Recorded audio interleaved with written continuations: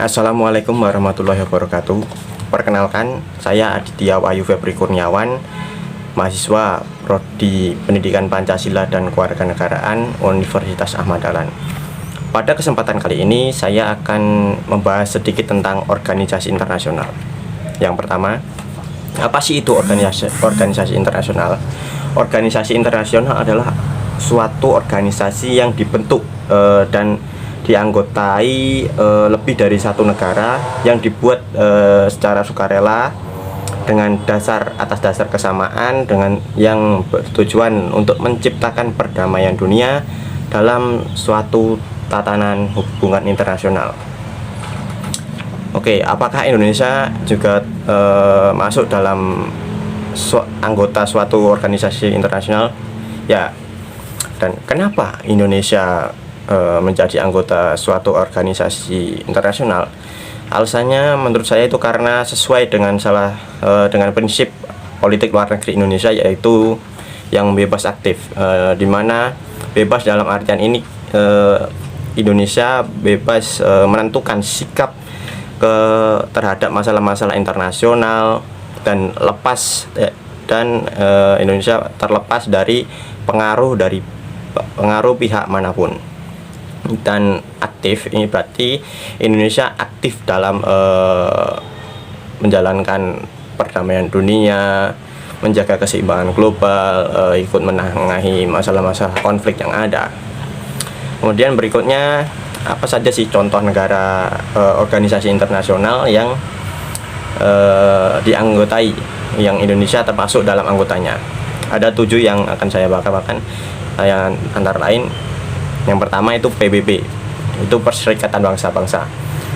PBB ini adalah suatu organisasi dunia yang mewadahi seluruh negara yang ada di dunia ini, yang telah diakui kemerdekaannya dan diakui pemerintahannya. Yang kedua itu ASEAN. ASEAN ini adalah suatu organisasi internasional regional yang tepatnya di kawasan Asia Tenggara, yang dibentuk dengan tujuan untuk saling membantu dan menciptakan kawasan Asia Tenggara yang sejahtera, bebas, yang damai, stabil. Dan berikutnya ada APEC, Asia Pacific Economic Cooperation. Itu adalah sebuah forum regional yang ada di kawasan Asia Pasifik, yang didirikan pada tahun 1989. Kemudian yang berikutnya itu ada WTO, yaitu World Trade Organization. WTO ini dibentuk pada tanggal 1 Januari tahun 1995 sebagai organisasi perdagangan dunia. WTO ini memiliki tujuan untuk membantu negara anggotanya menggunakan perdagangan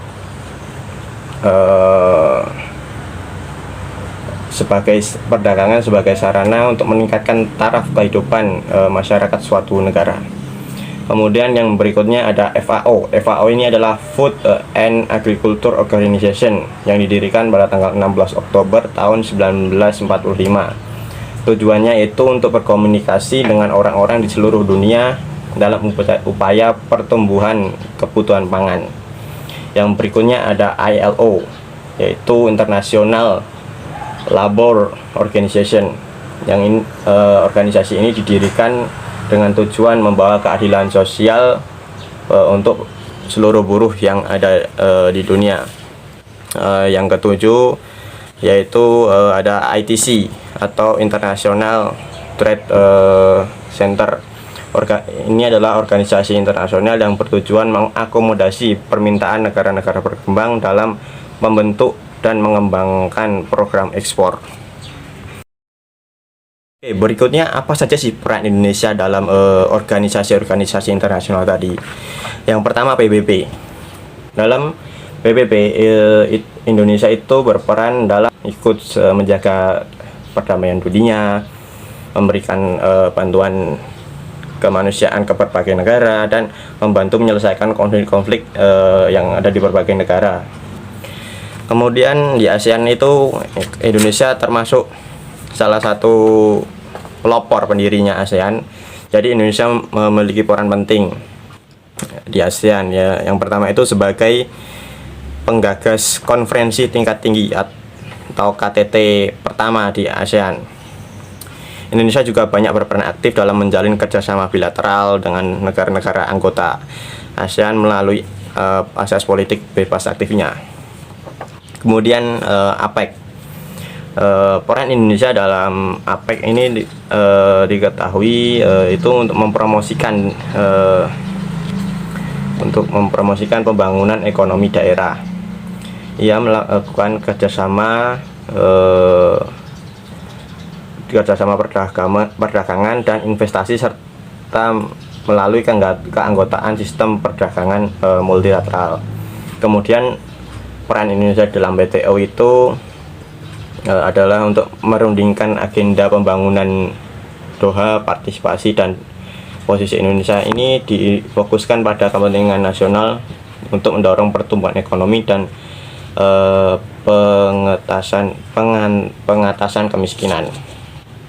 Kemudian dalam FAO, peranan Indonesia dalam FAO ini turut merumuskan berbagai kebijakan untuk mencapai tujuan pembangunan berkelanjutan, menghilangkan kelaparan, mencapai ketahanan pangan dan gizi yang baik, serta meningkatkan pertanian.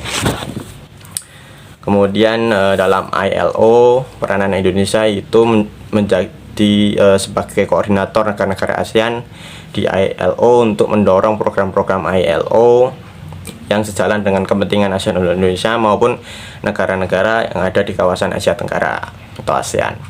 Kemudian dalam ITC, peranan Indonesia itu turut melakukan pembangunan pasar dan promosi perdagangan di luar negeri, serta membangun dan meningkatkan kontrak bisnis dan kerjasama antara para pemangku kepentingan.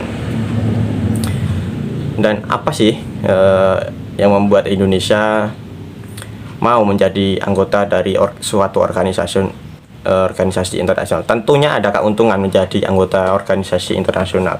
Ada beberapa keuntungan yang dapat diterima oleh bangsa Indonesia.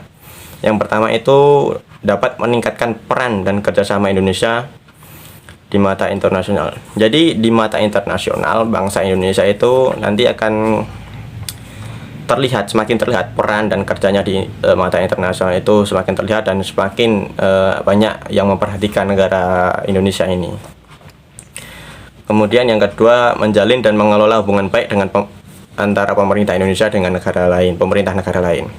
Ini tentunya akan membawa efek yang bagus untuk masa mendatang, karena kita bisa mendapat kepercayaan dengan pemerintah lain, jadi kita bisa mendapatkan investor kerjasama yang menguntungkan. Kemudian keuntungan lainnya itu membangun dan mempertahankan kepercayaan masyarakat internasional terhadap wibawa dan kehormatan bangsa Indonesia.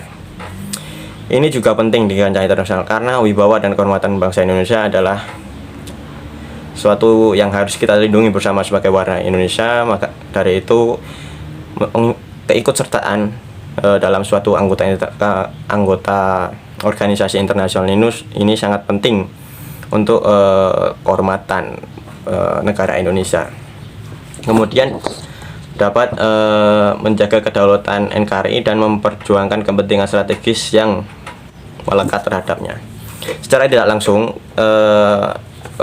jalinan hubungan dalam suatu organisasi internasional itu akan juga ikut menjaga kedaulatan RI. Misalnya kita sebagai anggota PBB, tentu sebagai anggota PBB, untuk jika ada masalah di Indonesia, maka banyak negara yang ikut untuk menengahi masalah tersebut hingga tercapai suatu konklusi, suatu kesepakatan jalan keluar dari masalah tersebut.